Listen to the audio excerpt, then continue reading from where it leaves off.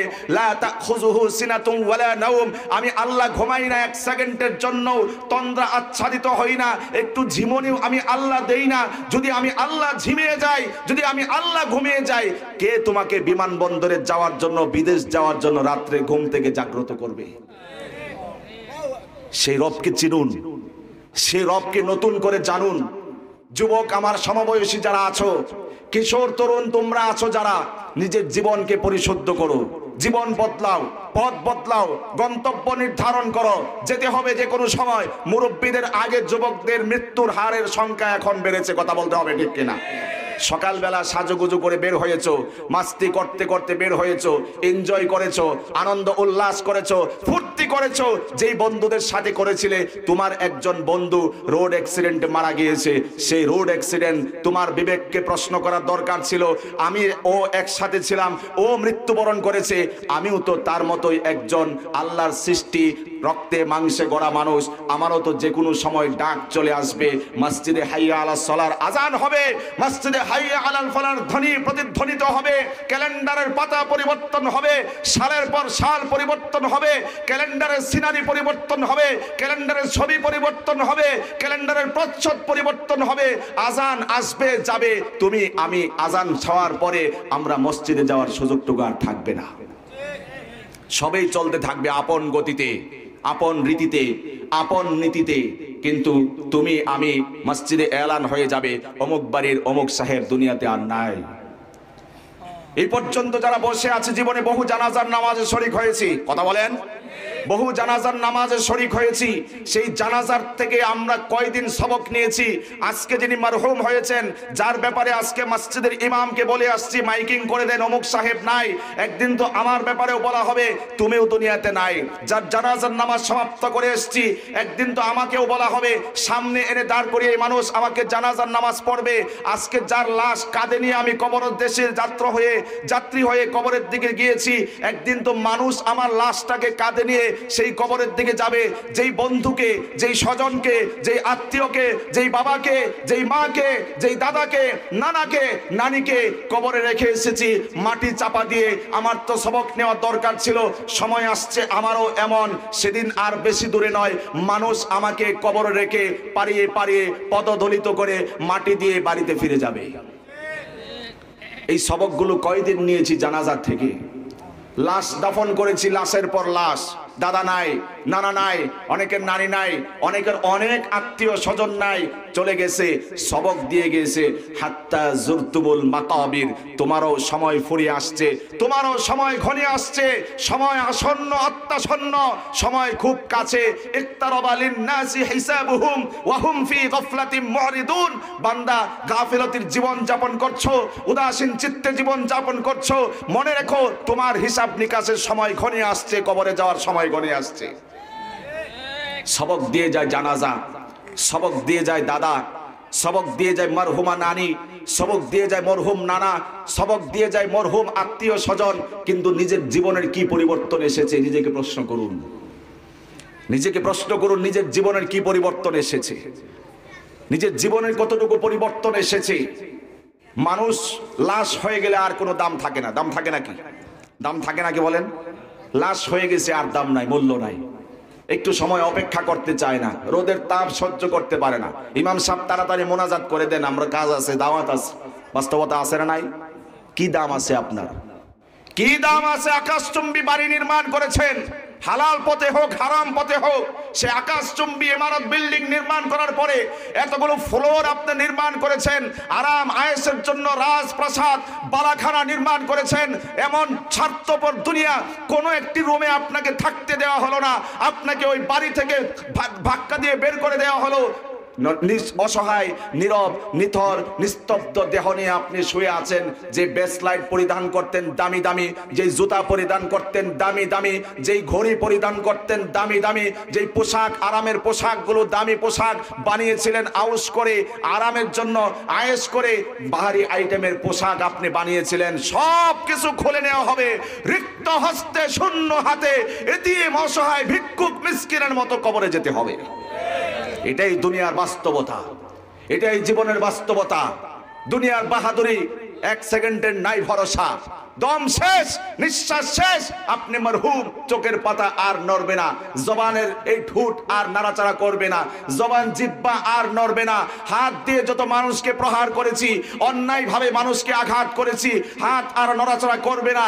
পায়ে হেঁটে হেঁটে যত অন্যায় অপরাধ করেছি, পায়ের সচলতা আর থাকবে না, সব কিছুই শেষ। আপনার আমার এই দুনিয়াতে আর কোনো দাম থাকবে না। এটাই দুনিয়ার বাস্তবতা, এটাই দুনিয়ার বাস্তবতা। এজন্য যুবক বন্ধু, কিশোর তরুণ, যার কানে আওয়াজ পৌঁছছে, কিশোরীরা, তরুণীরা, আমার মা আর বোনেরা, যতদিন হায়াত আছে আসুন ক্যালকুলেশন করি, জীবন পরিবর্তন করি, নতুন জীবনের শপথ গ্রহণ করি, সুন্দর ভবিষ্যৎ গঠন করি, আমার সুন্দর গন্তব্য নির্ধারণ করি। এখনো যেহেতু আমরা সুস্থ সবল সুঠাম আছি, শ্বাস প্রশ্বাস নিতে পারছি, চোখের পাপড়ি নাড়াতে পারছি, জবান দিয়ে কথা উচ্চারণ করতে পারছি, ঠোঁটগুলো নাড়াতে পারছি, সুতরাং আসুন এখনই নিজে পরিবর্তন হয়ে, আর দেরি নয়, সকাল থেকে ফজর থেকে আজান হওয়ার পরে মসজিদে ছুটে আসবো ইনশাআল্লাহ। আলহামদুলিল্লাহ। ফানুর জামে মসজিদ দাখিল মাদ্রাসা সংলগ্ন মাঠ, উক্ত মসজিদের উদ্যোগে আয়োজিত ইসলামী মহাসম্মেলনের আজকের পরম শ্রদ্ধাভাজন সভাপতি হযরত উলামায়ে কেরাম, মাহফিলের সামনে উপস্থিত দিন প্রিয়, ইসলাম প্রিয় তাওহীদি জনতা, বিশেষ করে আমার খুব কাছের স্নেহের সমবয়সের উল্লেখযোগ্য উপস্থিত, তারুণ্যের উচ্ছ্বাস উদ্দীপনায় ভরপুর, অন্যায় অবিচারের বিরুদ্ধে বলিষ্ঠ কণ্ঠস্বর কিশোর তরুণ যুবকেরা, পর্দার আড়ালে অবস্থানরতা শ্রদ্ধেয়া মা ও বোনেরা, আমি শ্রেণী মোতাবেক সকলের প্রতি শ্রদ্ধা, ভালোবাসা এবং স্নেহ জ্ঞাপন করছি। সেই সাথে মহান রব্বুল আলামিনের দরবারে লাখো কোটি সুজুদ নজরানা হিসাবে নিবেদন করছি, যিনি এত রাত পর্যন্ত, মধ্যরাত পর্যন্ত অত্যন্ত সুস্থতার সাথে, সবুরের সাথে, ধৈর্য সহকারে জান্নাতের একটি সামিয়ানার নিচে এসে শামিল হওয়ার তৌফিক দিয়েছেন, এত সময় পর্যন্ত বসে থাকার তৌফিক দিয়েছেন। এতে কি আমরা খুশি না নারাজ? হৃদয় উজাড় করে, আকাশ বাতাস প্রকম্পিত করে, জোরে সোরে সমস্বরে যৌথ কণ্ঠে চিৎকার করে সকলে পড়ছি আলহামদুলিল্লাহ। আরো জোরে হবে আলহামদুলিল্লাহ, আরো জোরে হবে আলহামদুলিল্লাহ। রব্বানা লাকাল হামদ হামদান কাসীরান طيبا مباركا فيه يا ربي لك الحمد كما ينبغي لجلال وجهك ولعظيم سلطانك। আমরা প্রশংসা করলাম কার? আওয়াজ করে বলতে হবে, প্রশংসা করলাম কার? আমরা সুখে থাকলে প্রশংসা করব কার? দুঃখে থাকলেও প্রশংসা করব কার? সুস্থ যতক্ষণ থাকবো প্রশংসা করব কার? যদি কোনো সময় অসুস্থ হয়ে যায় প্রশংসা করতে হবে কার? সেই মহান কায়নাতের দরবারে আবার উচ্চ কণ্ঠে জোরে সরে হৃদয় উজাড় করে সর্বশক্তি নিয়ে সকলে পড়ছি আলহামদুলিল্লাহ। আমরা এখানে শুনতে এসেছি কোরআন হাদিসের কথা।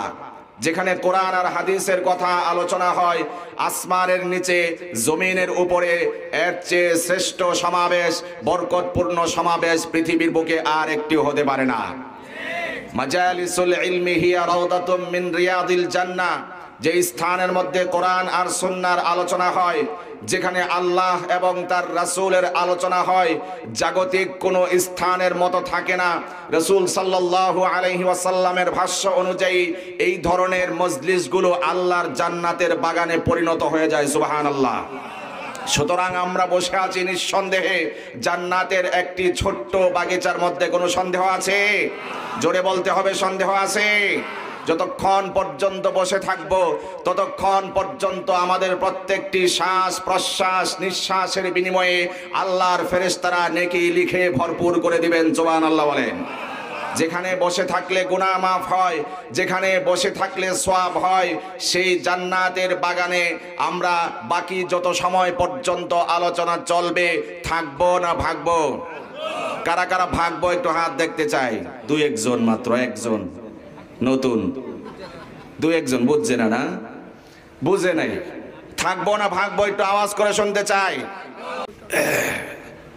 আপনারা এখানে আলহামদুলিল্লাহ যারা উপস্থিত বেশিরভাগ মানুষ মুরব্বী, কিন্তু আপনাদের যে জোশ, যে আগ্রহ, এত সময় পর্যন্ত নিবিড়ভাবে এই জান্নাতের বাগানের নিচে বসে থাকা, আমি বড় আবেগে আপ্লুত হয়েছি যে মুরব্বী মানুষ এত সময় পর্যন্ত বসে থাকবে।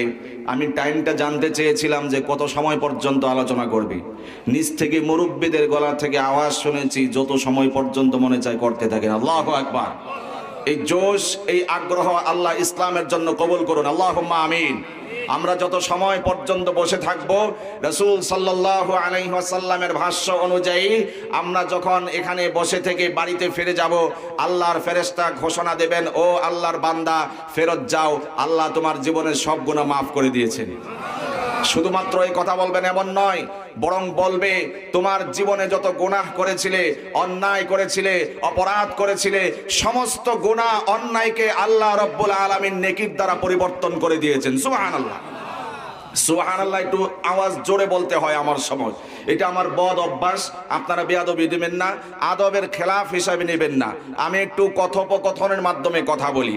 অনেকে কথা বলার ধরন ভিন্ন ভিন্ন থাকতে পারে, স্বাভাবিক। আমি কথা বলি মুখাতাব হিসেবে, আমরাও বলবো, আপনারাও বলবেন ইনশাআল্লাহ, এবং সেটা আওয়াজ দিয়ে হতে হবে, জোশের সাথে হবে। আপনারা যে আল্লাহর প্রতি সন্তুষ্ট আছেন, আল্লাহর প্রতি কৃতজ্ঞতা আছেন, এই বিষয়টি আমরা উচ্চ কণ্ঠে আল্লাহর দেওয়া শক্তি আর এনার্জি নিয়ে আল্লাহকে আমরা সেই সাক্ষ্য দিয়ে তাসবিহ জপে আল্লাহর মহত্ব উচ্চ কণ্ঠে প্রকাশ করে সেই ভালোবাসা আমরা প্রকাশ করব ইনশাআল্লাহ। আল্লাহ তৌফিক দিন, বলুন আমিন। তাকওয়ার মর্মার্থ হচ্ছে ভয় করতে হবে একমাত্র কাকে? আল্লাহকে ভয় করতে হবে। একমাত্র ভয় করতে হবে আল্লাহকে। আল্লাহ ছাড়া দুনিয়ার যত মাখলুক আছে, কোনো মাখলুককে ভয় করার সুযোগ নাই। কথা বলেন, কোনো মাখলুককে ভয় করা যাবে? কাফের মুশরিককে ভয় করা যাবে? নাস্তিক মুরতাদের চোখ রাঙানোকে ভয় করা যাবে? কোনো বাতিল পরিশক্তির হুঙ্কার তর্জন গর্জনকে ভয় করা যাবে? মুসলমান একমাত্র যাকে ভয় করবে সদা সর্বদা তিনি কে? চিল্লায়ে বলতে হবে। মুসলমান একমাত্র ভয় করবে আল্লাহকে। আল্লাহ ছাড়া দুনিয়ার কোনো গায়রুল্লাহকে, মাখলুককে, কারো তর্জন গর্জনকে, কাফের মুশরিকের হুঙ্কারকে, বাতিল পরাশক্তিকে মুসলমান কশ্চিনকালে ভয় করতে পারে না, পারে না, পারে না। কবি বলেছেন, বাতিল সে দবনে ওয়ালে आय आसमान ही हम,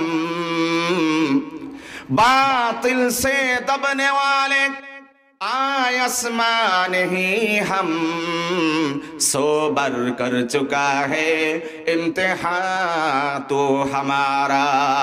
কবি বলছেন, এই বাতিল পরাশক্তি যুগের পর যুগ, বৎসরের পর বৎসর, শত বছর, হাজার হাজার বৎসর পর্যন্ত মুসলমানদেরকে পরীক্ষা করেছে।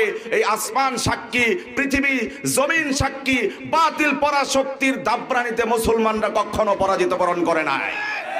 সেই মুসলিম জাতি আমরা, ওমরের জাতি আমরা, খালিদ বিন ওয়ালিদের জাতি আমরা।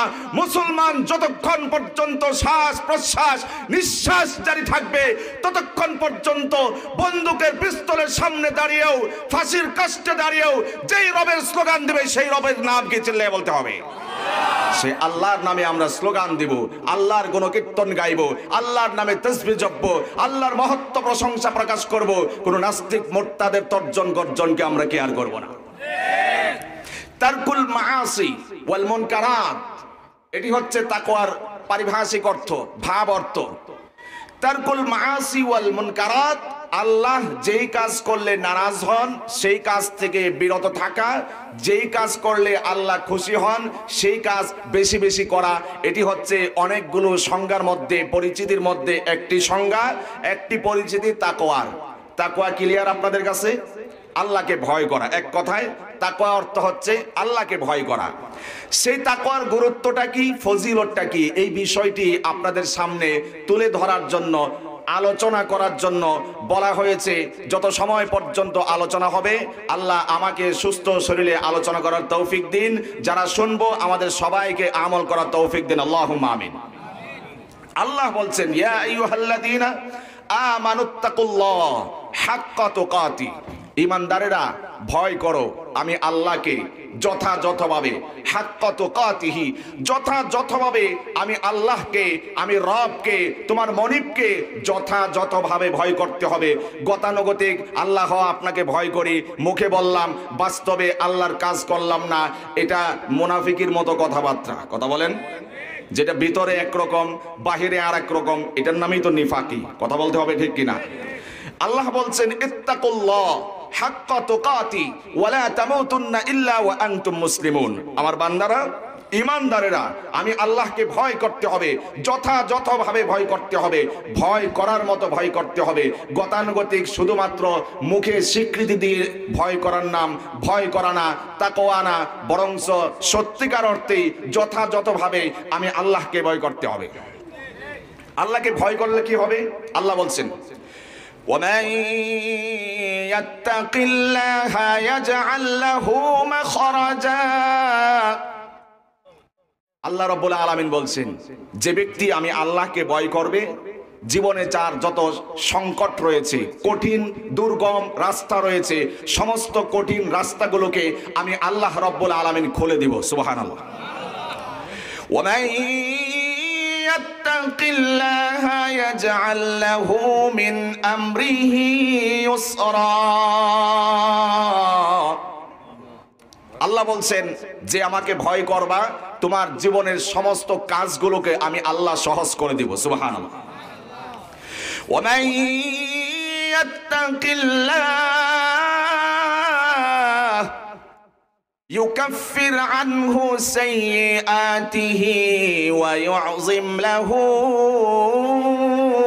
আজরা। যে আমি আল্লাহকে ভয় করবা, ইউকাফির আনহু সাইয়্যাতিহি, তোমার জীবনের যত গুনাহ আছে আমি আল্লাহ মাফ করে দিব। একটু আওয়াজ করে শুনতে চাই, সুবহানাল্লাহ। আল্লাহ রাব্বুল আলামিন আরো বলছেন, যেহেতু আমাকে ফজিলত আর গুরুত্বের কথা বলতে বলা হয়েছে, এক নাম্বার বললাম, আল্লাহ যত কঠিন পথ আছে, দুর্গম পথ আছে, সব পথগুলোকে আল্লাহ মুহূর্তের মধ্যেই উন্মুক্ত করে দিবেন, খুলে দিবেন, কঠিন পথগুলোকে সহজ করে দিবেন। সুবহানাল্লাহ। দুই নম্বর আল্লাহ বললেন, ওয়ামান ইয়াত্তাকিল্লাহ ইয়াজআল লাহু মিন আমরিহি ইউসরা, সমস্ত কিছু, সব কাজ আমি আল্লাহ সহজ করে দিব। ভয় করতে হবে কাকে? আল্লাহ বলছেন, ওয়ামান ইয়াত্তাকিল্লাহ ইউকাফির আনহু সাইয়্যাতিহি ওয়া ইউযিম লাহু আজরা। আমি আল্লাহকে যদি ভয় করো, জীবনের সব গুনাহ মাফ করে দিব এবং নেকির প্যাকেজ দিয়ে আমি আল্লাহ তোমাকে ভরপুর করে দিব। সুবহানাল্লাহ। সে আল্লাহ রাব্বুল আলামিন আপনাকে আমাকে আরো সতর্ক করে বলছেন, ইয়া আইয়ুহাল্লাযীনা আমানুত্তাকুল্লাহ ওয়াল তানজুর নাফসুম মা কদ্দামাত লিগাদিন ওয়াত্তাকুল্লাহ ইন্নাল্লাহা খাবীরুম বিমা তা'মালুন।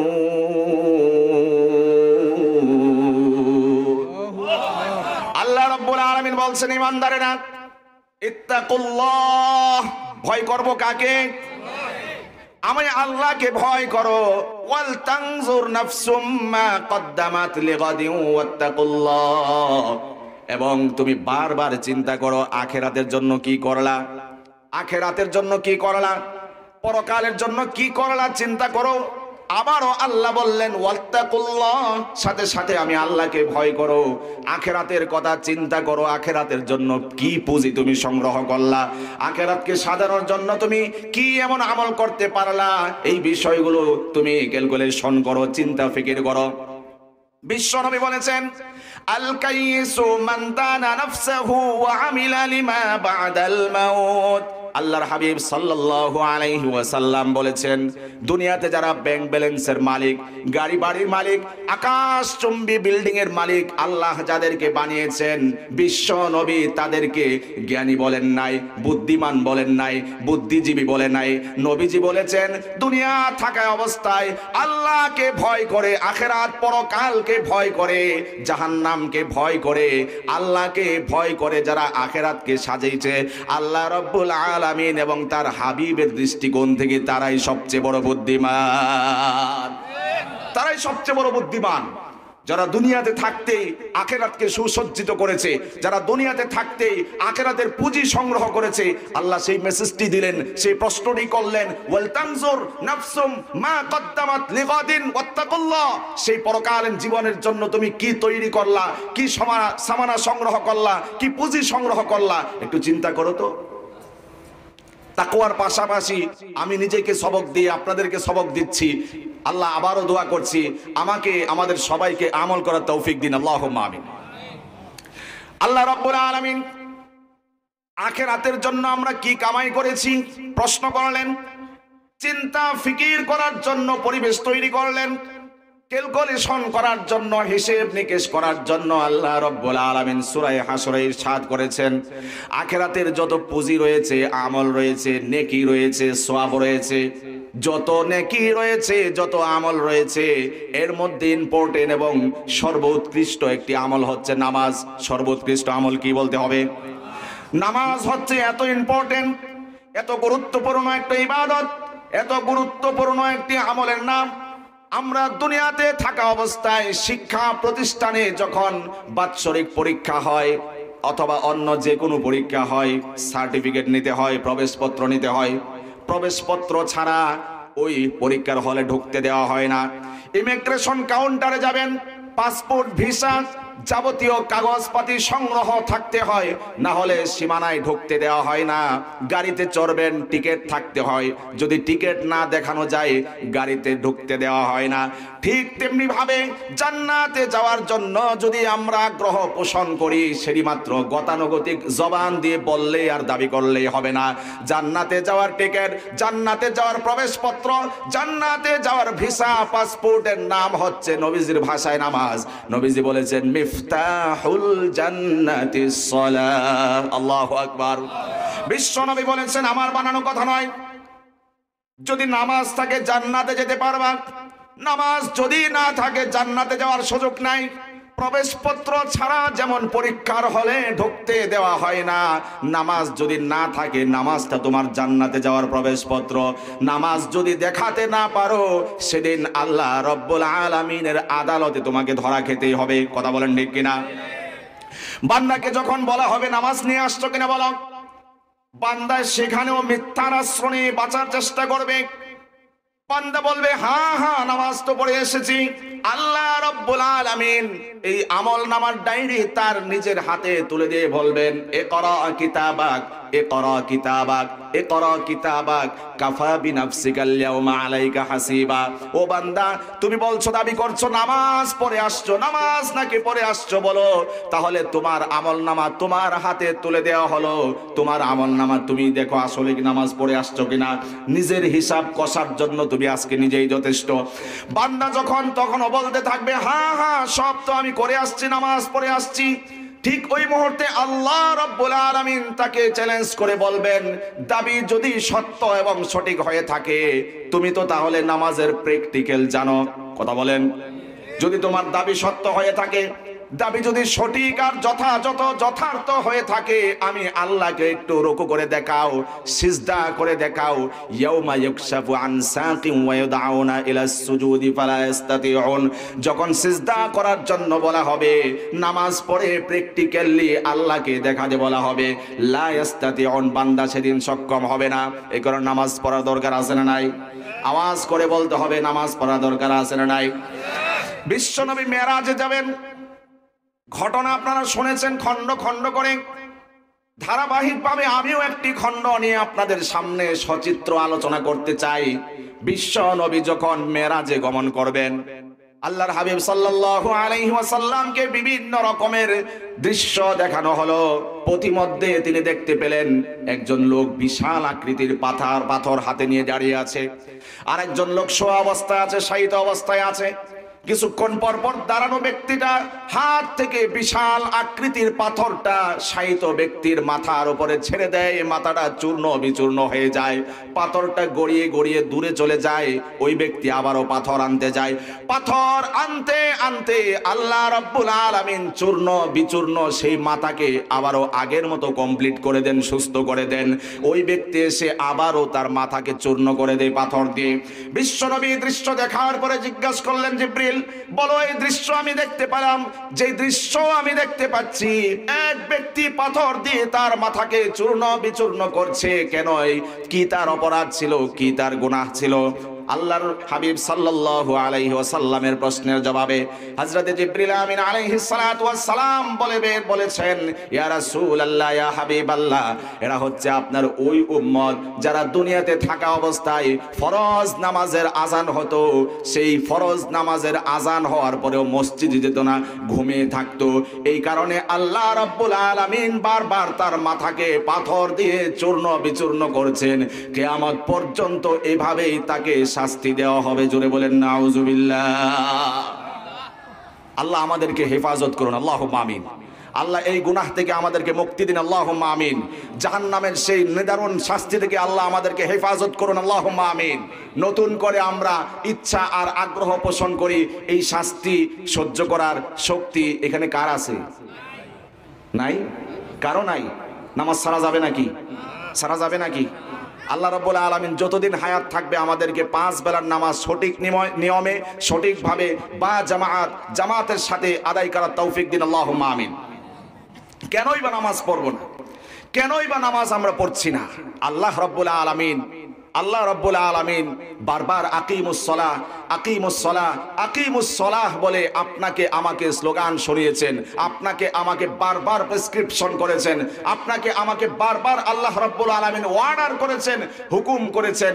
আজকে বাবার কথা যদি সন্তান না শুনে, সেই সন্তানকে সামাজিকভাবে আমরা অবাধ্য সন্তান বলি। কথা বলেন।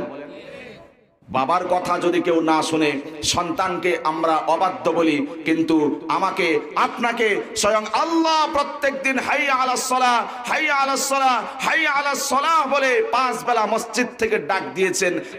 আমি 5 বেলার কতবার মসজিদে এসে সাড়া দিয়েছি? আমি শুধু আপনার বিবেককে প্রশ্ন জাগ্রত করে চলে যাব ইনশাআল্লাহ। আমি শুধু বিবেককে প্রশ্ন করব, আপনি আপনার বিবেককে প্রশ্ন করবেন, প্রত্যেকদিন কয় বেলা আজান হয়? আপনাদের মসজিদে কয় বেলা আজান হয়? সবাই শুনেন না আজান? একটু জোরে বলেন, কতবার আজান হয়?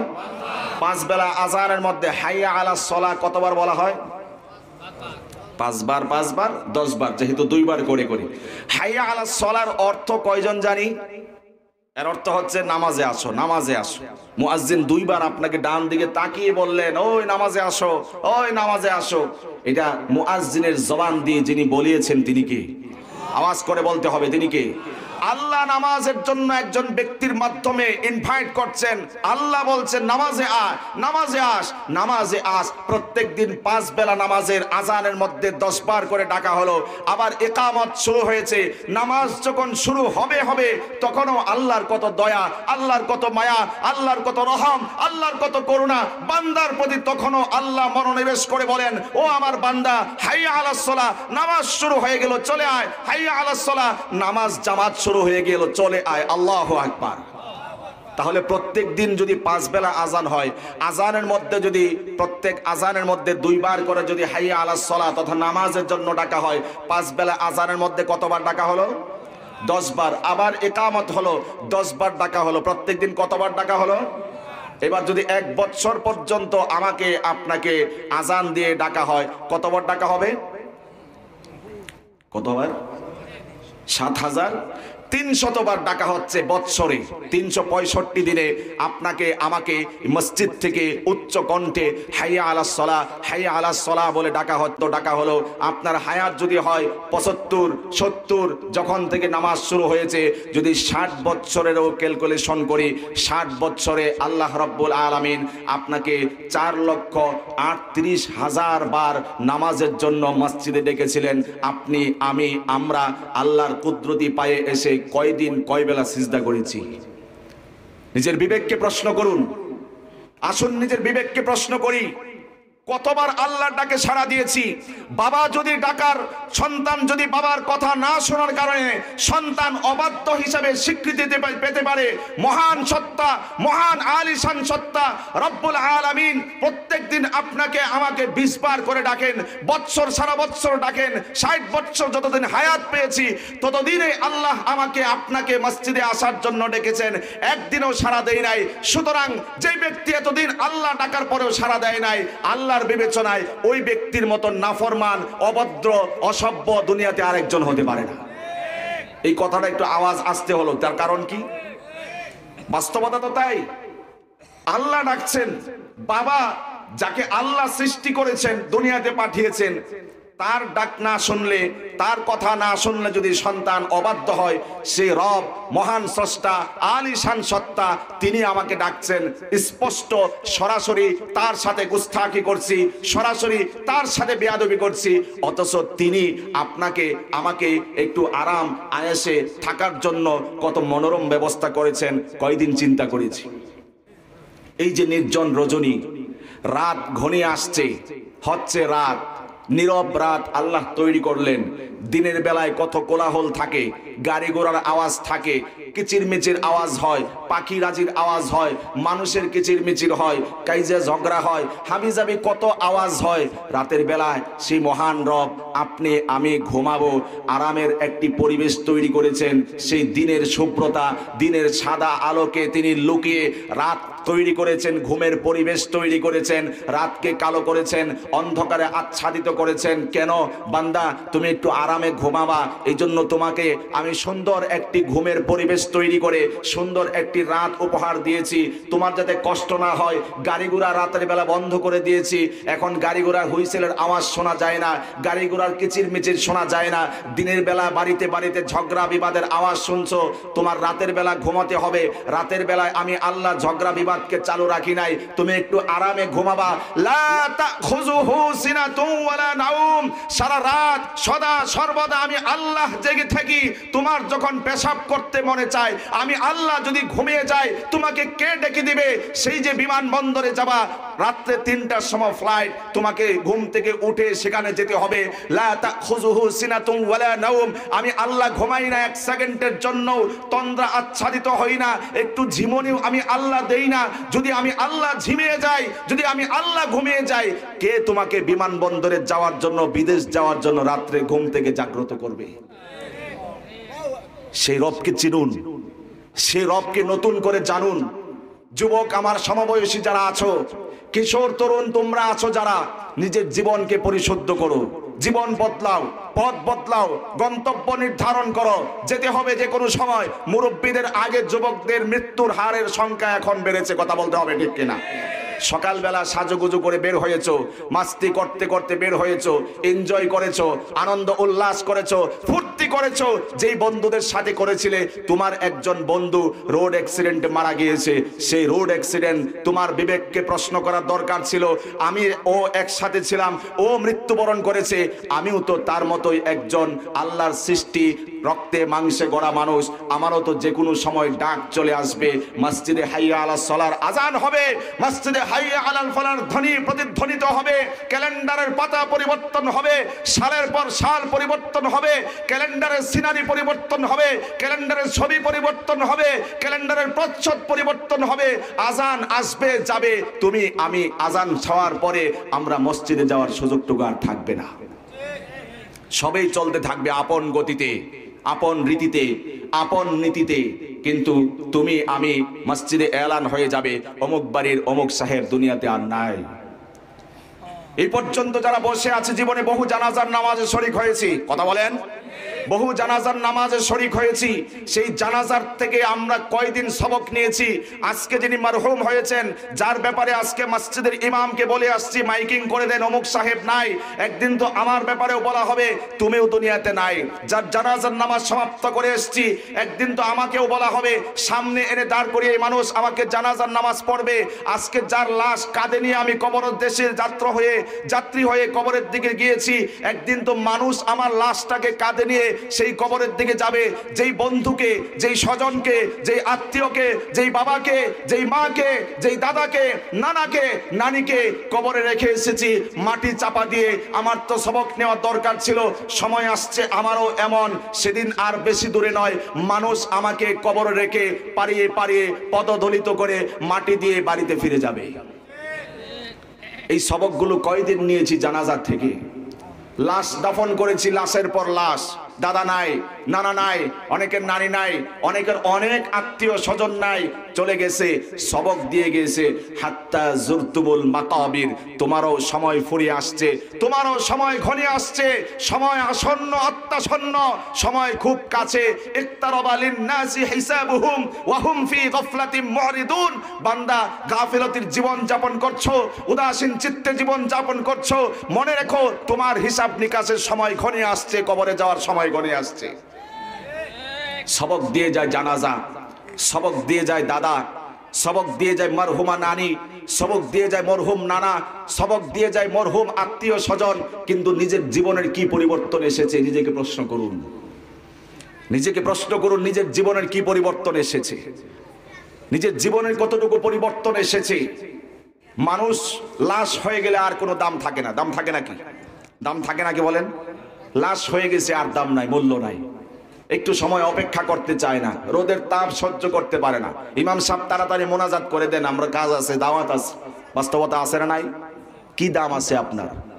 কি দাম আছে? আকাশচুম্বী বাড়ি নির্মাণ করেছেন, হালাল পথে হোক হারাম পথে হোক, সে আকাশচুম্বী ইমারত বিল্ডিং নির্মাণ করার পরে এতগুলো ফ্লোর আপনি নির্মাণ করেছেন, আরাম আয়েশের জন্য রাজপ্রাসাদ বালাখানা নির্মাণ করেছেন। এমন স্বার্থপর দুনিয়া কোনো একটি রুমে আপনাকে থাকতে দেওয়া হলো না, আপনাকে ওই বাড়ি থেকে ধাক্কা দিয়ে বের করে দেওয়া হলো। অসহায়, নীরব, নিথর, নিস্তব্ধ দেহ নিয়ে আপনি শুয়ে আছেন। যে বেসলাইট পরিধান করতেন দামি দামি, যেই জুতা পরিধান করতেন দামি দামি, যেই ঘড়ি পরিধান করতেন দামি দামি, যেই পোশাক, আরামের পোশাকগুলো দামি পোশাক বানিয়েছিলেন আউশ করে, আরামের জন্য আয়েশ করে বাহারি আইটেমের পোশাক আপনি বানিয়েছিলেন, সব কিছু খুলে নেওয়া হবে। রিক্ত হস্তে, শূন্য হাতে, এতিম অসহায় ভিক্ষুক মিসকিনের মতো কবরে যেতে হবে। এটাই দুনিয়ার বাস্তবতা, এটাই জীবনের বাস্তবতা। দুনিয়ার বাহাদুরি, এক সেকেন্ডের নাই ভরসা, দম শেষ, নিঃশ্বাস শেষ, আপনি মরহুম, চোখের পাতা আর নড়বে না, জবানের এই ঠোঁট আর নাড়াচাড়া করবে না, জবান জিহ্বা আর নড়বে না। হাত দিয়ে যত মানুষকে প্রহার করেছি, অন্যায়ভাবে মানুষকে আঘাত করেছি, হাত আর নড়াচড়া করবে না। পায়ে হেঁটে হেঁটে যত অন্যায় অপরাধ করেছি, পায়ের সচলতা আর থাকবে না, সব কিছুই শেষ। আপনার আমার এই দুনিয়াতে আর কোনো দাম থাকবে না। এটাই দুনিয়ার বাস্তবতা, এটাই দুনিয়ার বাস্তবতা। এজন্য যুবক বন্ধু, কিশোর তরুণ, যার কানে আওয়াজ পৌঁছছে, কিশোরীরা, তরুণীরা, আমার মা আর বোনেরা, যতদিন হায়াত আছে আসুন ক্যালকুলেশন করি, জীবন পরিবর্তন করি, নতুন জীবনের শপথ গ্রহণ করি, সুন্দর ভবিষ্যৎ গঠন করি, আমার সুন্দর গন্তব্য নির্ধারণ করি। এখনো যেহেতু আমরা সুস্থ সবল সুঠাম আছি, শ্বাস প্রশ্বাস নিতে পারছি, চোখের পাপড়ি নাড়াতে পারছি, জবান দিয়ে কথা উচ্চারণ করতে পারছি, ঠোঁটগুলো নাড়াতে পারছি, সুতরাং আসুন এখনই নিজে পরিবর্তন হয়ে, আর দেরি নয়, সকাল থেকে ফজর থেকে আজান হওয়ার পরে মসজিদে ছুটে আসবো ইনশাআল্লাহ। তৌফিক দিন, বলুন আমিন। নামাজের ব্যাপারে যেহেতু কথা চলেই আসছে, এই নামাজ পড়তে হবে জামাতের সাথে। কিসের সাথে? জামাতের সাথে নামাজ আদায় করতে হবে। বিশ্বনবী বলেছেন, কেউ যদি 40 দিন পর্যন্ত জামাতের সাথে নামাজ আদায় করতে পারে তাকবীরে উলার সাথে, আল্লাহ রাব্বুল আলামিন জাহান্নাম থেকে তার নাম কর্তন করে দিবে। নবীজি আরো বলেছেন, 40 দিন পর্যন্ত 5 বেলা কন্টিনিউ যদি তাকবীরে উলার সাথে ইমামের পিছনে ইক্তেদা করে নামাজ আদায় করতে পারে, বিশ্ব নবী বলেছেন মুনাফিকের খাতা থেকে তার নামটা কেটে দেওয়া হবে।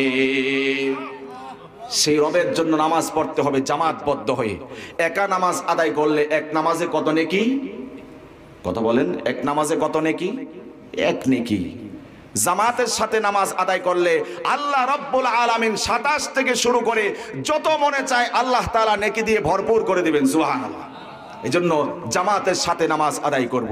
আর সেই নামাজের মধ্যে আমরা কি পড়ছি সেই বিষয়টিও আমরা ফিল করব, অনুভব করব। তারপরে নামাজটা সুন্দর হবে, আল্লাহর কাছে গ্রহণযোগ্য হবে এবং সেই নামাজ দিয়ে আখিরাতে মুক্তির আশা করা যায়। কথা বলেন। আপনি আমি যখন তাকবীরে তাহরিমা বলে হাত বাঁধলাম, তার অর্থ হচ্ছে আমি সেই মহান রবের সামনে আসামি হয়ে দুটি হাত বন্ধ করে দাঁড়িয়ে আছি। আর দুনিয়ার যা কিছু আছে সব কিছু হালাল যা ছিল সেগুলোকে আমি হারাম করেছি, যার কারণে এটিকে তাকবীরে তাহরিমা বলা হয়। সব কিছু জাগতিক সব হালাল বস্তুকেও হারাম করে এবার আমি রব্বের দরবারে সাড়া দিতে গিয়ে সারেন্ডার করেছি হাত বেঁধে আল্লাহু আকবার বলে। আমরা সুবহানাকাল্লাহুম্মা সানা পড়ছি। বলছিলাম নামাজ পড়তে হবে জামাতের সাথে। কিসের সাথে? আমরা যখন সানা তেলাওয়াত করলাম, আপনারা ক্লান্ত হচ্ছেন না তো? বিরক্ত হচ্ছেন না তো? কষ্ট হইতেছে নাকি?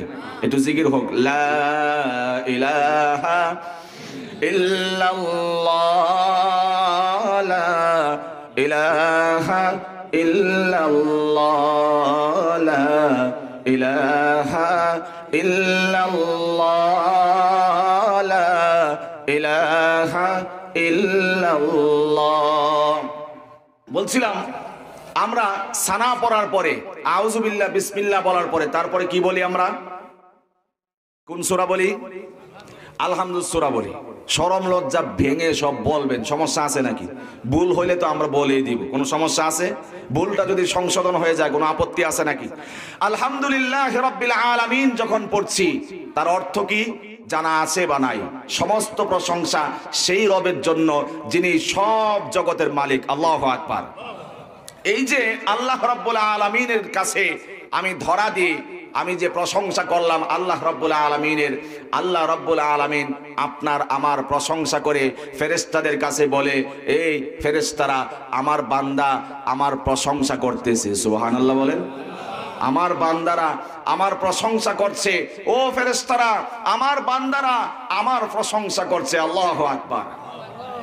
এই কথাটি হয়তোবা আপনাদের গভীরতায় ঢুকে নাই, তবে এই কথাটির গভীরতা যদি আমরা নতুন করে চিন্তা করি, কথাটির গভীরতা, ওয়েট, ওজন, মাত্রা অতিরিক্ত, অতি অতিরিক্ত। আল্লাহু আকবার। এই বিশ্ব মহাকাশ মহাবিশ্বে, এই মহাবিশ্বে আল্লাহ রাব্বুল আলামিন কোটি কোটি গ্যালাক্সি সৃষ্টি করেছেন। না, গ্যালাক্সি সৃষ্টি করেছেন কোটি কোটি। সেই কোটি কোটি গ্যালাক্সির অধীনে রয়েছে কোটি কোটি নক্ষত্র। সেই কোটি কোটি নক্ষত্রের রয়েছে গ্রহ উপগ্রহ। এমন একটি নক্ষত্রের নাম হচ্ছে সূর্য। এই সূর্যকে কেন্দ্র করে বিজ্ঞানের ভাষায় পৃথিবী নামের ক্ষুদ্র এই গ্রহটি, ছোট্ট বালিকণা ধূলিকণার ন্যায় এই গ্রহটি সূর্যকে কেন্দ্র করে প্রদক্ষিণ করছে, ঘুরছে তো ঘুরছে। অথচ এই বিশাল সমান্তরাল, এই বিশাল সৃষ্টির ভিতরে আপনি আমি নাপাক পানি দিয়ে তৈরি, এক ফোঁটা নাপাক পানি দিয়ে নির্মিত তৈরি আল্লাহর এক নগণ্য বান্দা। এত দূর থেকে, দূর দেশ থেকে যখন বললাম আলহামদুলিল্লাহ রাব্বিল আলামিন, আপনার আমার মতো নগণ্য বান্দার এই প্রশংসা শুনে আল্লাহ রাব্বুল আলামিন এত খুশি হন, এত খুশি হন, এত খুশি হন। সমস্ত গ্যালাক্সি নক্ষত্র গ্রহ উপগ্রহ ভেদ করে আল্লাহ রাব্বুল আলামিনের আরশে আযিমে আল্লাহর রহমতের দরিয়ায় জোশ চলে আসে। সুবহানাল্লাহ। এত কিছু ভেদ করি, মহাকাশ, গ্যালাক্সি, নক্ষত্র, গ্রহ উপগ্রহ সব কিছু ভেদ করে আপনার আমার মতো নগণ্য মানুষটা, নাপাক পানি দিয়ে সৃষ্টি মানুষটা, এই জবান দিয়ে শুধু বললাম আলহামদুলিল্লাহ, আলহামদুলিল্লাহ রাব্বিল আলামিন। আল্লাহ এত বেশি খুশি হন, এত বেশি খুশি হন, আসমানের ফেরেশতাদের সাথে আল্লাহ রাব্বুল আলামিন তার মনের অভিব্যক্তি প্রকাশ করে বলেন, ও আমার ফেরেশতারা, তোমরা তো বলছিলা মানুষ না বানাইতে, ওই দেখো নগণ্য মানুষগুলো আমি আল্লাহ রাব্বুল আলামিনের প্রশংসা করতেছি। সুবহানাল্লাহ।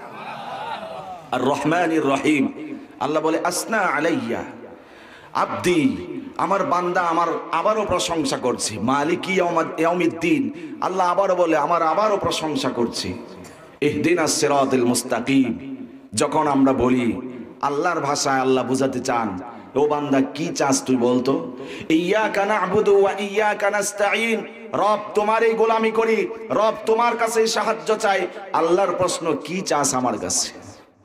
আমরা আপনারা পড়ছি ইহদিনাস সিরাতাল মুস্তাকিম, আল্লাহ সরল পথ থেকে বিচ্যুত হয়েছি, সরল সঠিক পথ মাপকাঠি সীমারেখা গন্তব্য সীমানা জানা নাই, তোমার কাছে হেদায়েতের পথ সরল সঠিক পথ কামনা করছি, যেই পথে চললে তুমি খুশি হও, তোমার নবী খুশি হয়, সেই পথ কামনা করছি, বাতলে দাও। আল্লাহু আকবার। যদি অন্যভাবে বলি, পরের সূরাতে আল্লাহ জবাব দিয়ে দেন, হুদাল্লিল মুত্তাকিন যালিকাল কিতাব লা রাইবা ফি হুদাল্লিল মুত্তাকিন, যারা তাকওয়া অবলম্বন করেছে, আল্লাহকে ভয় করতে পেরেছে, এই গোটা কিতাবটাই তাদের জন্য হেদায়েতের কারণ। সুবহানাল্লাহ। সেই রবের কথা বলছিলাম, সেই রবকে ভয় করতে হবে, সেই কথার দিকে আমি বলছিলাম। আল্লাহ রাব্বুল আলামিনকে ভয় করেছেন সর্বপ্রথম পয়গম্বর আলাইহিমুস সালাতু ওয়াস সালাম। তারা এত বেশি আল্লাহকে ভয় করেছেন, যার কারণে তারা বেগুনাহ মাসুম, তাদের কোনো গুনাহ নাই। সুবহানাল্লাহ বলেন। রাসূলুল্লাহ সাল্লাল্লাহু আলাইহি ওয়াসাল্লাম তার জীবনী থেকে ছোট্ট করে বলছি, বিশ্ব নবী মুহাম্মদুর রাসূলুল্লাহ সাল্লাল্লাহু আলাইহি ওয়াসাল্লাম আল্লাহ রাব্বুল আলামিনকে এত বেশি পরিমাণে ভয় করেছেন। আল্লাহ রাব্বুল আলামিনের নবী পয়গম্বর যতদিন পর্যন্ত মক্কায় ছিলেন, নবুয়াতের আগ পর্যন্ত সমস্ত মক্কাবাসী কুরাইশ গোত্রের লোকেরা সকলেই নবীকে আল আমিন আস-সুদুক বলে স্বীকৃতি দিয়েছে। আল্লাহু আকবার। নবীজির সততা, নবীজির মহানুভবতা এত বেশি মুগ্ধ তারা হয়েছিল, সকলে তাকে আমানতদার ইনসাফদার বলে স্বীকৃতি দিয়েছিল, সত্যবাদী আল আমিন বলে তাকে স্বীকৃতি দিয়েছিল। নবীজি এত বড় আমানতদার ছিলেন, মক্কার কাফের মুশরিক এক তো ঈমান নাই, আবার নবীর দুশমনি করে, এরপরেও নবীজি যখন মক্কা ত্যাগ করে হিজরত করে মদিনার দিকে পাড়ি জমাবেন, আলী রাদিয়াল্লাহু তাআলা আনহুকে বলে গেলেন, ও আলী, আমার ঘরে তুমি শুয়ে থাকো, অমুক অমুক ব্যক্তি আমার কাছে আমানতের মাল রেখেছিল, লিস্টগুলো তুমি জেনে রাখো, আমি তোমার কাছে আমানতের মাল দিয়ে গেলাম, আমি চলে যাওয়ার পরে আমানতদাররা মানুষগুলো যখন আমানতের মাল নিতে আসবে, আমার পক্ষ থেকে আমার আমানতগুলো তাদের কাছে পৌঁছে দিও। রাসূল সাল্লাল্লাহু আলাইহি ওয়াসাল্লাম চলে গেলেন। আলী রাদিয়াল্লাহু তাআলা আনহু রাসূলুল্লাহ সাল্লাল্লাহু আলাইহি ওয়াসাল্লামের যে বাতলে দেওয়া আমানত যার যার কাছে প্রাপ্য সবাইকে পৌঁছে দিলেন। রাসূল সাল্লাল্লাহু আলাইহি ওয়াসাল্লামের ইন্তেকাল হয়ে গেল। এবার রাষ্ট্রপ্রধান হলেন খলিফাতুল মুসলিমিন আমিরুল মুমিনিন হযরতে আবু বকর সিদ্দিক রাদিয়াল্লাহু তাআলা আনহু। আবু বকর সিদ্দিক রাদিয়াল্লাহু তাআলা আনহু রাষ্ট্রপ্রধান হয়ে রাষ্ট্রের যত গোত্রীয় লোক ছিল, লিডার ছিল, চেয়ারম্যান মেম্বার যারা ছিল, সবাইকে বলে দিল, যাও যাও সকলে ছড়িয়ে যাও, কোন জায়গাতে, কোন এলাকাতে, কোন মহল্লাতে কোন ব্যক্তিটা, কোন পরিবার না খেয়ে আছে, অভাবে ভুগছে, তার সন্ধান নিয়ে আসো। আমি আবু বকর রাষ্ট্রপ্রধান, আমি সকলের যত হাজত রয়েছে পূরণ করে দিব। রাষ্ট্রপ্রধান হয়ে আবু বকর সিদ্দিক রাদিয়াল্লাহু তাআলা আনহু প্রথম ঘোষণা দিলেন, কোন এলাকাতে কোন ব্যক্তি বা কারা, কোন ফ্যামিলি, কোন পরিবার অভাবগ্রস্ত, হতাশা, দুর্দশাগ্রস্ত, অভাবের তাড়নায় তাড়িত হয়েছে, খাদ্যের সংকট দেখা দিয়েছে, লিস্ট নিয়ে আসো। আমি আবু বকর রাষ্ট্রপ্রধান হয়েছি, সকলের বাড়িতে খাবার পৌঁছে দিব। সুবহানাল্লাহ বলেন। আবু বকরও একজন খলিফা, আবু বকরও একজন নেতা, আবু বকর রাদিয়াল্লাহু তাআলা আনহু একজন নেতা, আবু বকর রাদিয়াল্লাহু তাআলা আনহু একজন রাষ্ট্রপ্রধান।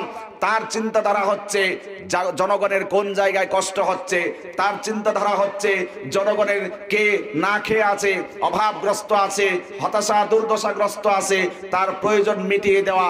আমার দেশেও এমন নেতা আছে বটে, এমন কিছু অসৎ নেতাও আছে যারা জনগণকে খাবার দিবে দূরের কথা, বরং জনগণের নামে যে তেল ডাল চাউল বরাদ্দ হয় এই সব কিছু নিজের পেটে ঢোকায়। কথা বুঝেন নাই আপনারা?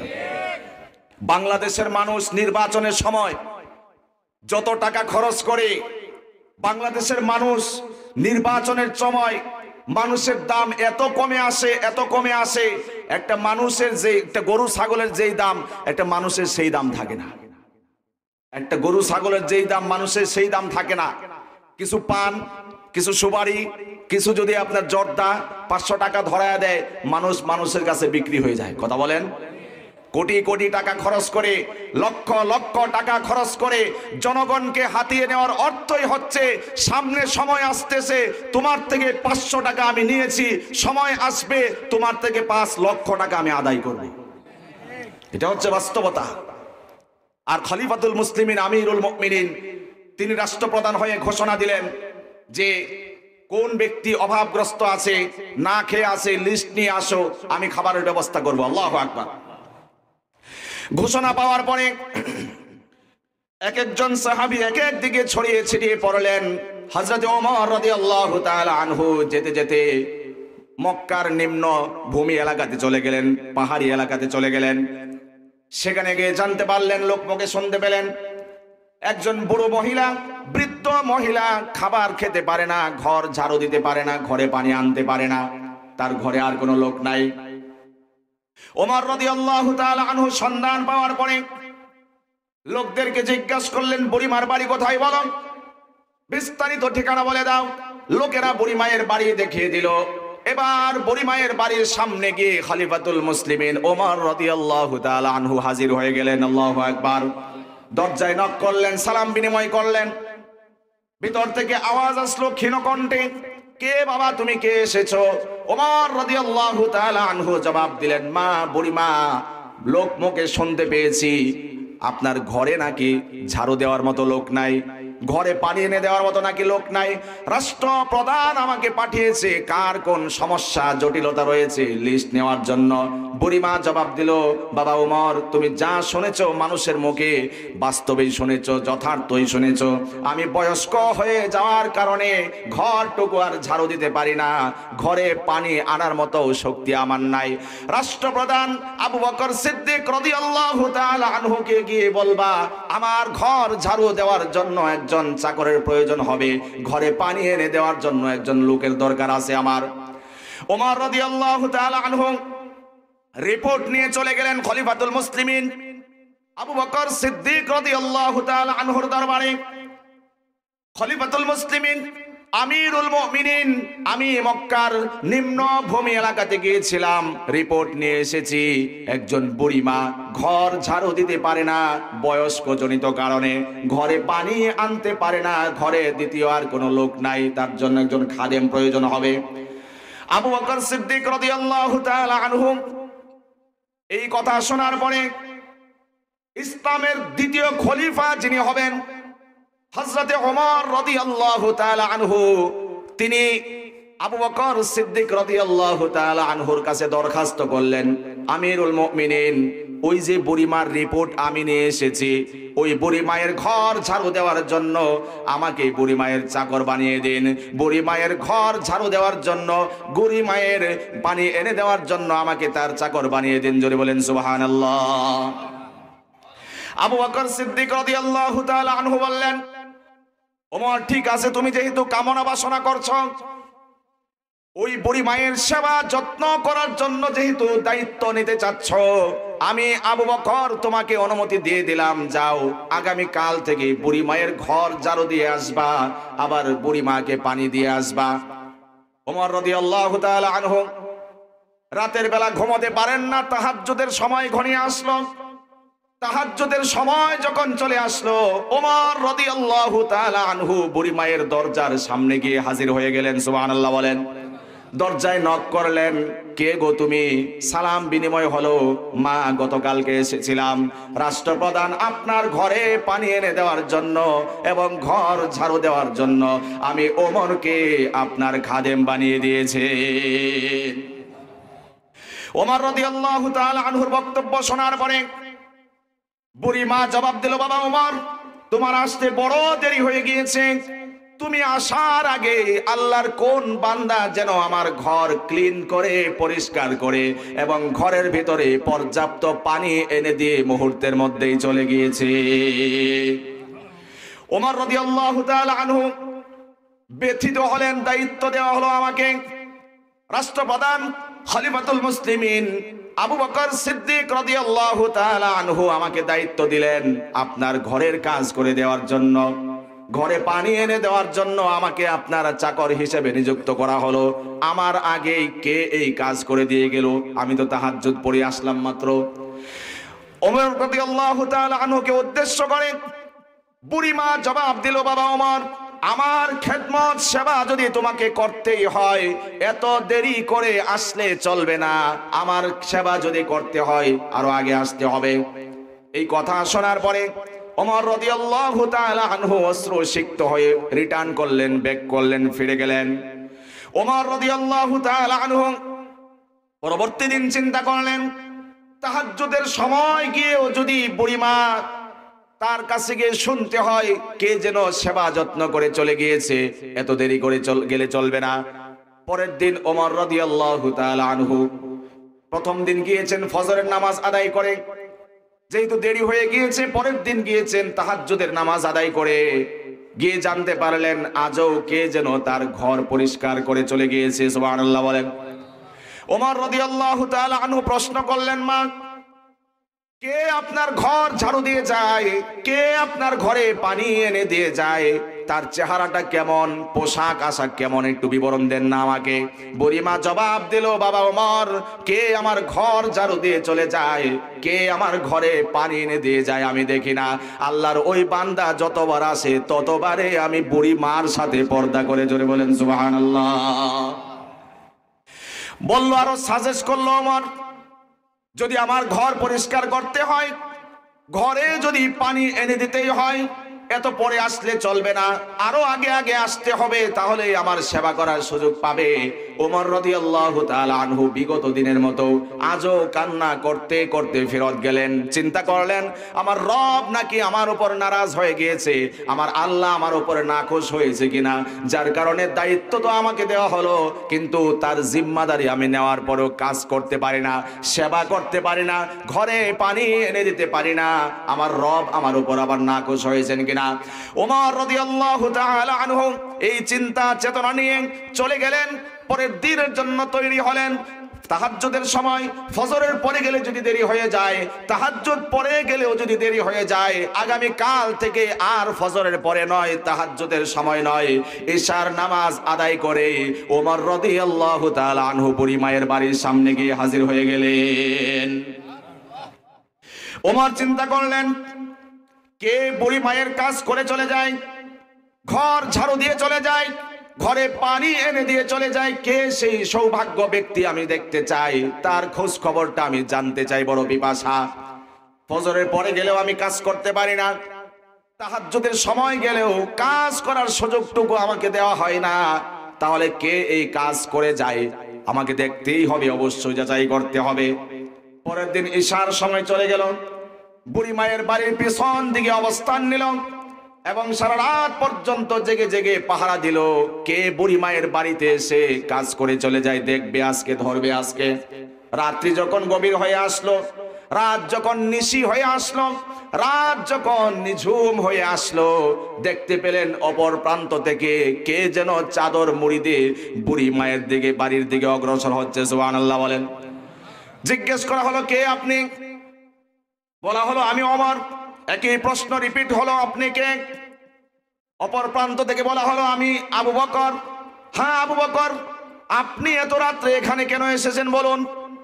ওমর রাদিয়াল্লাহু তাআলা আনহু বললেন, দায়িত্ব তো আমাকে দেওয়া হয়েছে, জিম্মাদারি আমাকে দেওয়া হয়েছে, কিন্তু আপনি একজন আমিরুল মুমিনিন, খলিফাতুল মুসলিমিন, দেশের প্রধান হয়ে আপনি বুড়ির মায়ের খেদমত করার জন্য কেন এসেছেন? সুবহানাল্লাহ বলেন না। ওমর রাদিয়াল্লাহু তাআলা আনহু আবু বকরকে দেখে হতাশ হলেন, দায়িত্ব আমাকে দেওয়া হয়েছে, আমি একদিন পর্যন্ত কোনো সেবা করার সুযোগ পেলাম না, অথচ আবু বকর রাষ্ট্রপ্রধান হয়েও বুড়ি মায়ের সেবা করে চলে যায়। আজকে এমন যদি একজন ওমর হতো, এমন যদি একজন আবু বকর হতো, এমন যদি একজন জিম্মাদার হতো, যিনি জনপদে ঘুরে ঘুরে খোঁজ নেবেন কোন ঘরে মানুষ অসুস্থ হয়ে কাতরাচ্ছে, কোন ঘরে মানুষ অসুস্থ হয়ে কাতরাচ্ছে, কোন ঘরে খাবারের ক্ষুধার তাড়নায় বাচ্চারা চেঁচামেচি করছে, কোন ঘরে খাবারের কারণে খাবার না খাওয়ার কারণে ঘুমোতে পারছে না, কোন ঘরে অশান্তির আগুন দাও দাও করে জ্বলছে, এমন যদি একজন জিম্মাদার আজও দুনিয়াতে থাকতো, আজকের গোটা মহল্লা, সমাজ, এলাকা, রাষ্ট্র আল্লাহর জান্নাতে পরিণত হয়ে যেত। দাও খোদা দাও আমায় আবার ওমর দারাজ দিল, দাও খোদা দাও আমায় আবার ওমর দারাজ দিল, দাওয়ালির মতো বীর সেনানী, আলীর মতো বীর সেনানী, জাগাতে নিখিল, দাও খোদা দাও আমায় আবার ওমর দারাজ দিল, দাও খোদা দাও আমায় আবার ওমর দারাজ দিল। সকলে বলেন আল্লাহুম্মা আমিন। আজকে যদি ওমরের মতো একজন রাষ্ট্রপ্রধান পেতাম, আজকে যদি ওমরের মতো একজন জিম্মাদার পেতাম, আমার কথা রাজনৈতিক দিকে নেবেন না, সেই প্রেসক্রিপশন বা মেসেজ আপনাকে দিচ্ছি না। যেই ক্ষমতায় আসুক সে ইসলামের পথে জাতিকে পরিচালিত করুক, যেই ক্ষমতায় আসুক মানুষ তার সুষম বন্টন যেটি রয়েছে, যার যার যেই বন্টন রয়েছে সঠিকভাবে তাকে বন্টন করে দেওয়া হোক। দুর্নীতি, চাঁদাবাজি, খুন, রাহজানি, চুরি, ডাকাতি থেকে আমার সোনার বাংলা মুক্তি পাক চিরতরে। সকলে চাই কিনা চিল্লায় বলতে হবে। আল্লাহ রাব্বুল আলামিন এমন এক পৃথিবী, এমন এক দেশ আমাদেরকে উপহার দিন, সেই দোয়াই করছি, আল্লাহুম্মা আমিন। যে কথা বলছিলাম, ওমর রাদিয়াল্লাহু তাআলা আনহু, অপর দিকে আবু বকর রাদিয়াল্লাহু তাআলা আনহু পাশাপাশি দাঁড়িয়ে কথোপকথন করলেন। খলিফাতুল মুসলিমিন দায়িত্ব আমাকে দিয়েছেন, আপনি কেন আসলেন? আবু বকর বললেন, ওমর তুমি কি আমার কাছে এই বুড়ো মায়ের কথা বলেছিলে কিনা বলো। ওমর জবাব দিল, হ্যাঁ, এই বুড়ো মায়ের রিপোর্ট আপনার দরবারে আমি পেশ করেছিলাম, কিন্তু আপনি কেন আসলেন? আবু বকর রাদিয়াল্লাহু তাআলা আনহু জবাব দিল, ওমর আমি রাষ্ট্রপ্রধান হওয়ার কারণে আল্লাহ রাব্বুল আলামিনের দরবারে তোমার আগে আমাকে আল্লাহর দরবারে হিসাব দিতে হবে। আল্লাহ রাব্বুল আলামিন বলেছেন, ওয়া আম্মা মান খাফা মাকামা রাব্বিহি ওয়া নাহান নাফসা আনিল হাওয়া ফাইন্নাল জান্নাতা হিয়াল মাওয়া। আল্লাহ রাব্বুল আলামিন বলছেন, দুনিয়াতে যারা আমার ভয়ে আমার আদালতে একদিন দাঁড়াতে হবে, এই ভয়ে ভীত সন্ত্রস্ত হয়ে গর্হিত কাজকে যারা পরিহার করলো, আমি আল্লাহ রাব্বুল আলামিন তাদের জন্য আমার জান্নাত প্রস্তুত করে রেখেছি। জোরে বলেন সুবহানাল্লাহ। আল্লাহ রাব্বুল আলামিন যে তাকওয়া অবলম্বন করবে, যে ব্যক্তি আল্লাহকে ভয় করবে, একদিন আল্লাহর আদালতে আমাকে হিসাব দিতে হবে, সেইভাবে আমার জীবনকে পরিচালিত করতে হবে। এই ভয়ে ভীত সন্ত্রস্ত হয়ে যারা ফাহিশা কাজ, নাজায়েজ কাজ থেকে নিজের জীবনকে পরিশুদ্ধ রাখবে, খারাপ কাজ থেকে বিরত রাখবে, আল্লাহ রাব্বুল আলামিন ঘোষণা দিচ্ছেন, ফাইন্নাল জান্নাতা হিয়াল মাওয়া, আমি আল্লাহর জান্নাত তোমার জন্য অপেক্ষা করছে। সুবহানাল্লাহ বলেন। আবু বকর রাদিয়াল্লাহু তাআলা আনহুর কথা শোনার পরে ওমর রাদিয়াল্লাহু তাআলা আনহু বললেন, রাষ্ট্রপ্রধান হয়ে আপনি বুড়ির খেদমত করার জন্য এসেছেন, জিম্মাদারির ভয়ে পরকালে জবাব দিতে হবে সেই ভয়ে, আল্লাহর ভয় ভীতি নিয়ে আপনি বুড়ির খেদমত করতে আসছেন, ভালো কথা। পায়ের দিকে লক্ষ্য করে ওমর রাদিয়াল্লাহু তাআলা আনহু জিজ্ঞেস করলেন, খলিফাতুল মুসলিমিন পায়ের জুতা মুবারক কোথায়? আল্লাহু আকবার বলেন। পায়ের জুতাগুলো কোথায়? এত বড় রাষ্ট্রপ্রধান আপনি, রাষ্ট্রের প্রধান ক্ষমতাধর ব্যক্তি আপনি, বিশ্ব নবীর পরে প্রথম ক্ষমতাধর ব্যক্তি আপনি, প্রথম রাষ্ট্রপ্রধান আপনি, রাতের বেলা এসেছেন, পায়ের জুতা মুবারক কোথায়? জুতা তো আনতে পারতেন। হযরত আবু বকর রাদিয়াল্লাহু তাআলা আনহু জবাব দিলেন, ওমর দুই কারণে জুতা পা দিয়ে আমি বুড়ির কাছে আসি নাই। তার এক নম্বর কারণ হলো আমি চিন্তা করেছি, বিচার বিশ্লেষণ করেছি, আমি যে জুতা পা দিয়ে বুড়ির বাড়ির দিকে অগ্রসর হব, আমি যে নিঝুম রাতের বেলায় বুড়ির বাড়িতে যাই, আমার জুতার পায়ের আওয়াজ শুনে যদি কোনো মা বোনের, কোনো আল্লাহর বান্দার যদি ঘুমে ব্যাঘাত হয়ে যায়, আমি ওমর, আমি আবু বকর রাষ্ট্রপ্রধান হয়েও আল্লাহর আদালতে কোনো জবাব দিতে পারবো না। দুই নম্বর কি কারণ বলুন? দ্বিতীয় কারণ হচ্ছে আমি চিন্তা করেছি জুতার আওয়াজ শুনে যদি কোনো মায়ের ঘুম ভেঙে যায়, এক নাম্বার কারণ। দ্বিতীয় কারণ হচ্ছে আমার জুতার আওয়াজে যদি কারো তাহাজ্জুদের ব্যাঘাত হয়ে যায়, আল্লাহর আদালতে আমার জবাব চলবে না। আমি রাষ্ট্রপ্রধান হয়েছি তো বটেই, কিন্তু যদি আমার কারণে আল্লাহর আরেক বান্দা বান্দির কষ্ট হয়ে যায়, আমি আল্লাহর জলিলুল কদর নবীর সাহাবী হওয়া সত্ত্বেও আল্লাহর আদালতে আমার কোনো জবাব চলবে না। যখন এই ধরনের জবাব দিল, ওমর রাদিয়াল্লাহু তাআলা আনহু আবু বকর রাদিয়াল্লাহু তাআলা আনহুকে বুকে জড়িয়ে সজোরে চাপ দিয়ে অশ্রুসিক্ত হয়ে কান্না করতে করতে বলল, খলিফাতুল মুসলিমিন, আপনার মতো রাষ্ট্রপ্রধান যতদিন পর্যন্ত এই পৃথিবীতে বেঁচে থাকবে, ততদিন পর্যন্ত রাষ্ট্রে কোন রকমের খুন রাহজানি হবে না, চুরি ডাকাতি হবে না, সন্ত্রাসী হবে না, চাঁদাবাজি হবে না, দুর্নীতি হবে না, কোনো খারাপ কাজ হবে না। গোটা পৃথিবীটাই আল্লাহর জান্নাতে পরিণত হয়ে যাবে।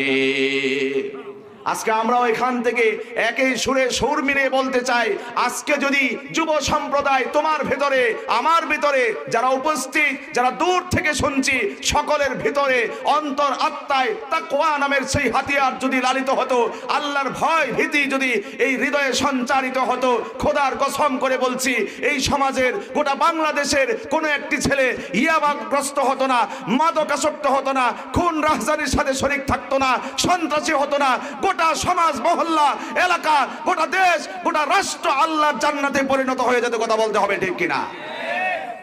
আল্লাহ রাব্বুল আলামিন আমাদের যুবকদেরকে সেভাবে পরিশুদ্ধ হওয়ার তৌফিক দিন, বলুন আমিন।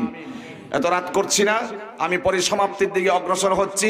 যেই কথাগুলো আলোচনা হচ্ছে, আল্লাহ আমাকে এবং আমাদের সবাইকে পরিপূর্ণভাবে আমল করার তৌফিক দিন, বলুন আমিন।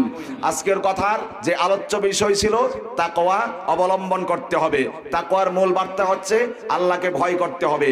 সর্বক্ষণ এই বিষয়টি খেয়াল করতে হবে যে আল্লাহ এমন এক রব, যিনি লা তাখুযুহু সিনাতুন ওয়ালা নাওম, এক সেকেন্ডের জন্য ঘুমান না, এক সেকেন্ডের জন্য ঝিমান না, সদা সর্বদা সিসি ক্যামেরার চেয়েও আরো তীক্ষ্ণ সূক্ষ্ম দৃষ্টিতে আল্লাহ আপনাকে আমাকে মনিটরিং করছেন, সর্বসময় পর্যবেক্ষণ করছেন। যখনই আমি আপনি গুনাহ করছি, যখনই আমি আপনি নাজায়েজ কাজ করছি, আল্লাহ ডাক দিচ্ছেন, ইয়া আইয়ুহাল ইনসান মা গাররাকা বিরাব্বিকাল কারীম আল্লাযী খলাকাকা ফাসাওয়াকা ফাআদালাক। ওই মানুষ, এত সুন্দর করে তোমাকে আমি বানাইলাম, এত সুন্দর অবয়ব আকৃতি দিয়ে তোমাকে বানালাম, তোমাকে আমার থেকে কে বিচ্ছিন্ন করলো? তোমার কি একটু মনে পড়ে না, তুমি নাজায়েজ কাজ করতেছো, আমি আল্লাহ দেখতেছি।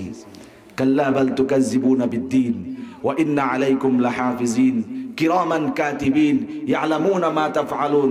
যখনই তুমি যা করছো সব কিছু আমি মনিটরিং করছি, পর্যবেক্ষণ করছি, সব কিছু আমি তীক্ষ্ণ দৃষ্টিতে দেখছি সর্বক্ষণ। আল্লাহ ডাক দেন, ইয়া আইয়ুহাল ইনসান মা গাররাকা বিরাব্বিকাল কারীম, মা গাররাকা বিরাব্বিকাল কারীম আল্লাযী খলাকাকা ফাসাওয়াকা ফাআদালাক। সেই আল্লাহর কথা সদা সর্বদা স্মরণ রাখতে হবে। এবং ওমাইয়াত্তাকিল্লাহ ইয়াজআল লাহু মাখরাজা, ওমাইয়াত্তাকিল্লাহ ইয়াজআল লাহু মিন আমরিহি ইউসরা, ওমাইয়াত্তাকিল্লাহ ইউকাফির আনহু সাইয়্যাতিহি ওয়া ইউযিম লাহু আজরা, ওয়া আম্মা মান খাফা মাকামা রাব্বিহি ওয়া নাহান নাফসা আনিল হাওয়া। আল্লাহর তাকওয়া যদি অর্জিত হয়, আল্লাহ বলছেন, আমি তোমার জন্য আমার জান্নাতকে প্রস্তুত করে রেখেছি। সুবহানাল্লাহ বলে শেষ করে দেই। আচ্ছা, তো যেই কথাগুলো আলোচনা হলো, অনেক মুরব্বী এখানে আছেন, সকলের কাছে আমি দোয়া প্রার্থী এবং ক্ষমা প্রার্থী। ভুল হলে, ছোট্ট মানুষ, আপনাদের সামনে কথা বললাম। আমি সর্বপ্রথম নিজেকে মুখাতাব করে বলছি, যে কথাগুলো আলোচনা হলো, আল্লাহ প্রথমে আমাকে, অতঃপর আমাদের সবাইকে আমল করার তৌফিক দিন, বলুন আমিন। যারা যুবক অল্প বয়স্ক আছো বন্ধুরা, তোমাদের কাছে মেসেজ হচ্ছে ফজর থেকে নামাজ ধরতে হবে। যে কোনো সময় মৃত্যুর ওয়ার্নিং চলে আসবে, সিগন্যাল বেজে উঠবে, তখন কালিমা পড়ার সুযোগটা হয়তো বা থাকবে না।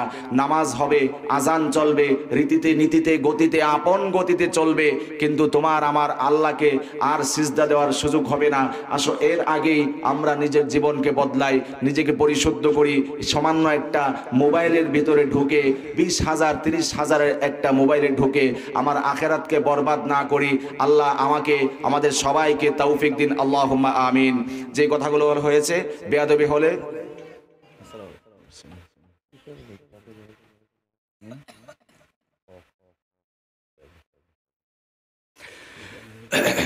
আমারও কষ্ট হইতেছে।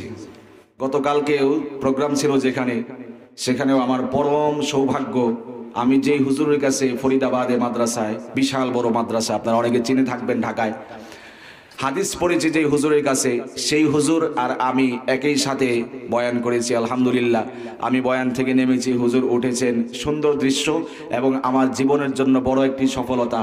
এবং আরও একটি গুড নিউজ আজকে আমরা শুনতে পেয়েছেন, ইসলামপুরের যে হুজুর আমার আগে আলোচনা করে গিয়েছেন, আমি তার থেকে কোরআনের তাফসির পড়েছি, তাফসিরে জালালাইন তার থেকে পড়েছি। আমি প্রথমে আমি চিনি নাই বা দেখি নাই পোস্টার ভালোভাবে, কিন্তু পরবর্তীতে আজকে জানতে পারলাম যে উনি সেই হুজুর। আমি লজ্জিত হয়েছি, অনুতপ্ত হয়েছি, কারণ আমি তার ছাত্র। এটা আদবের খেলাফ আমার দৃষ্টিকোণ থেকে। আয়োজক যারা, তারা স্বাভাবিক যে শেষে বয়ান করে তার নামটা উপরে দেয়, স্বাভাবিক। তবে আল্লাহি বিল্লাহি তাল্লাহি, আল্লাহর নামে কসম করে বলছি, যদি আমি জানতাম আমার উস্তাজ এখানে এইভাবে আছেন, তাহলে আমি এই অনুমতি দিতাম না যে আমাকে আগে নাম দেন, এই অনুমতি আমি দিতাম না। তো আজকে আলহামদুলিল্লাহ আমার সৌভাগ্য, গতকালকে হাদিস পড়েছি যার কাছে, তার সাথে আমি প্রোগ্রাম করেছি। আজকে আমি তার সাথে প্রোগ্রাম করেছি যার কাছ থেকে আমি সর্বোচ্চ কিতাব কোরআনুল কারীম, তার তাফসির গ্রন্থ পড়েছি, তাফসিরে জালালাইন। সেই হুজুরের দোয়া আজকে পেয়েছি। আল্লাহ রাব্বুল আলামিন উস্তাজের হায়াতে তারাক্কি দান করুন, বলুন আল্লাহুম্মা আমিন। আরো দু একটি কথা মহিলাদের উদ্দেশ্যে তো কিছুই বলা হয় নাই, তবে যদি যেই কথাগুলো বলা হয়েছে, এই কথাগুলো যদি মা বোনরা নিতে চায়, নেওয়ার সুযোগ আছে না নাই? এত আস্তে কইলে বলবো, বুঝবো যে ভিতরে কেউ নাই। জোরে বলেন, নেওয়ার সুযোগ আছে না নাই? আরো জোরে বলতে হবে, আছে না নাই? টুকটাক কিছু কথা বলি যেগুলো মাদের জন্য প্রযোজ্য, আমাদের জন্য প্রযোজ্য। সেটি হচ্ছে, একটি আলোচনার বিষয় এখানে ছিলই মানুষের হক। দুনিয়াতে যত গুনাহ করো বন্ধু, যুবক এবং সব বয়সের মানুষদেরকে বলছি, মানুষের হক যদি নষ্ট হয়, বান্দার হক যদি নষ্ট হয়, বান্দির হক যদি নষ্ট হয়, এই গুনাহ বান্দা যতদিন মাফ না করবে, বান্দি যতদিন মাফ না করবে, আল্লাহ রাব্বুল আলামিন তোমাকে আমাকে মাফ করবে না। এই এলাকায় আছে কিনা জানা নাই আমার। আমি আলহামদুলিল্লাহ জীবনের সর্বোচ্চ রিস্ক নিয়ে ঈমানী চেতনায় উজ্জীবিত হয়ে আমার মসজিদের এলাকা আলহামদুলিল্লাহ প্রকম্পিত করেছি। এতটুকু আওয়াজ পৌঁছাতে সক্ষম হয়েছি সমস্ত ইমামদেরকে এক পাশে রেখে।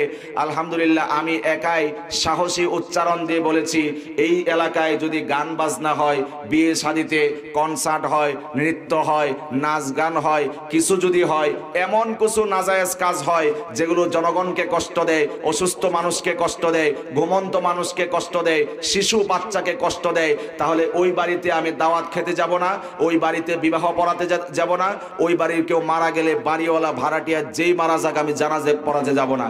এই এলান দেওয়ার পরে আলহামদুলিল্লাহ আমার এলাকা সোনার এলাকায় পরিণত হয়েছে। ওই এলাকাতে গান বাজনা বন্ধ হয়ে গেছে, আলহামদুলিল্লাহ বলেন।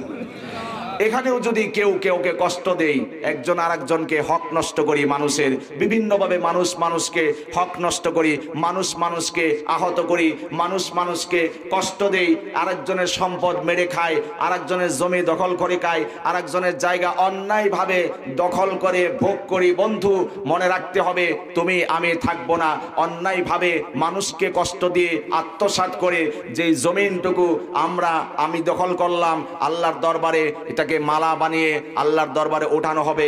সেদিন আমার চেয়ে অপদস্থ লাঞ্ছিত আর কেউ থাকবে না। আল্লাহ রাব্বুল আলামিন বান্দার হক নষ্ট করা থেকে আমাদের সবাইকে হেফাজত করুন। আল্লাহর সাথে রিলেটিভ যে গুনাহগুলো, অন্যায়গুলো, আল্লাহর কাছে ক্ষমা চাইলে আল্লাহ মাফ করে দিবেন। আল্লাহ সেই ক্ষমতা নাই? জোরে বলেন, আছে না নাই? কিন্তু আরেকজনের হক মেরে খেয়েছেন, আরেকজনকে আঘাত দিয়েছেন, আরেকজনকে কষ্ট দিয়েছেন, আরেকজনের সম্পদ আত্মসাৎ করেছেন, আরেকজনের ভূমি দখল করেছেন, অন্যায়ভাবে দুর্নীতি করেছেন, চাঁদাবাজি করেছেন, রাহজানি করেছেন, বান্দার হক নষ্ট করেছেন, এমন জীবন নিয়ে মরণ হলে আল্লাহর দরবারে নাজাত পাওয়ার কোনো ব্যবস্থা থাকবে না, থাকবে না, থাকবে না। এজন্য আসুন নিজেকে পরিশুদ্ধ করি, বদলাই, পরিবর্তন করি, ওয়াদাবদ্ধ হই। যতদিন বেঁচে আছি নাজায়েজ ভাবে আরেকজনের জায়গা দখল করব না, আরেকজনের ভূমি আত্মসাৎ করব না, দুর্নীতি করব না, চাঁদাবাজি করব না, মানুষকে কষ্ট দিব না, জনগণকে কষ্ট দিব না। আল্লাহ রাব্বুল আলামিন আমাদেরকে এই ওয়াদার উপরে অটল অবিচল থাকার তৌফিক দিন, বলুন আল্লাহুম্মা আমিন। আমার আরো একটি সৌভাগ্য, এত সময় পর্যন্ত হয়তো কেউ চিনেন, কেউ হয়তো চিনেন না। আমার জন্ম কিন্তু এই এলাকাতে। কারা কারা জানেন? কারা কারা জানেন আমি এই এলাকায় জন্মগ্রহণ করছি? কয়েকজন, আলহামদুলিল্লাহ। এই মাটিতে আমার জন্ম হওয়ার পরে আমি গিয়েছি সোহাগী।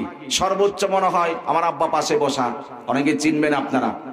এক সময় আপনাদের সর্বোচ্চ সম্মানের শ্রদ্ধেয় পুরোধা ছিল, আপনারা মুন্সি সাহেব বলে ডাকতেন একটি সময়।